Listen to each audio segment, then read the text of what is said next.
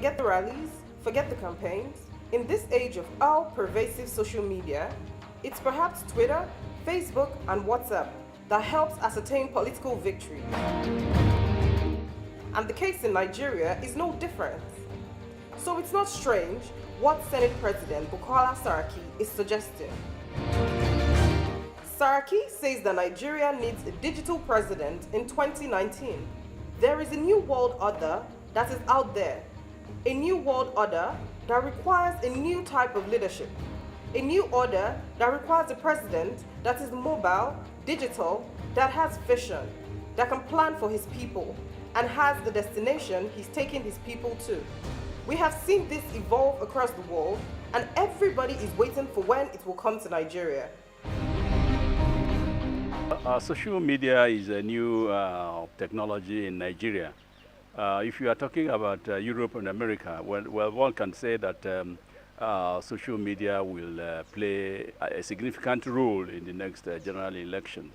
So while it is important for Nigeria or Nigerians to absorb the values of the social media, I don't think that social media is going to play a significant role in the next general election, or I don't think that a president requires to be conversant with social media for him to be elected. Now, if you look at the figures that were bandied about by the Senate presidents, they are like a drop in an ocean compared with the number of registered voters.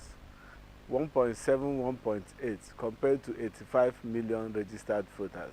You see that it is very, very insignificant. So even if they should rely on people that from their own assessment are digital people, let me use their language, none of them will win that election. Indeed, things are changing around the world.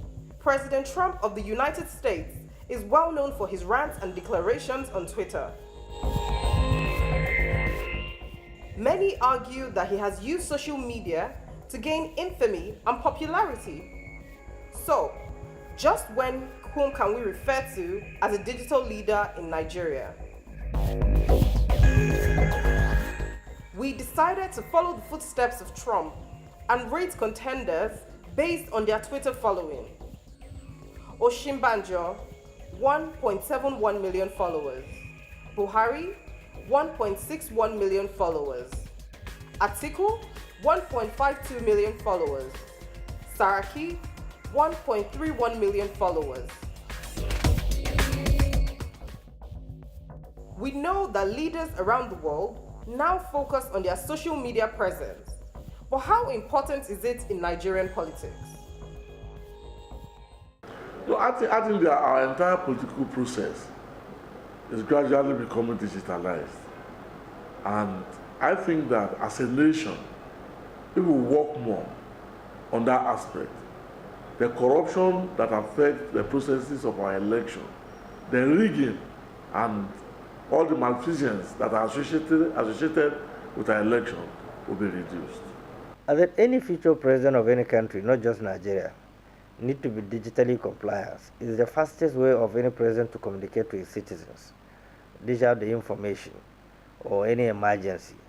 And the citizen will appreciate the fact that the president have communicated with them through a very easy process. It's just like the president of America, Donald Trump, who uses his Twitter, to speak his mind on what he feels is right, and so on and so forth. So most of the leaders of the world today use social media to communicate, and to state their own position contrary to what they call the fake news. So it's an unavoidable channel of communication that the world have to be part of. Also, to get a feel of the pulse of the nation, we took our questions to the streets to get a feel of what the average Nigerian thinks about this. Through the internet and the rest of the stuff, what's going on in some minor parts of the country, which the government isn't concentrated on. So if it's it's a big improvement to our country as a whole.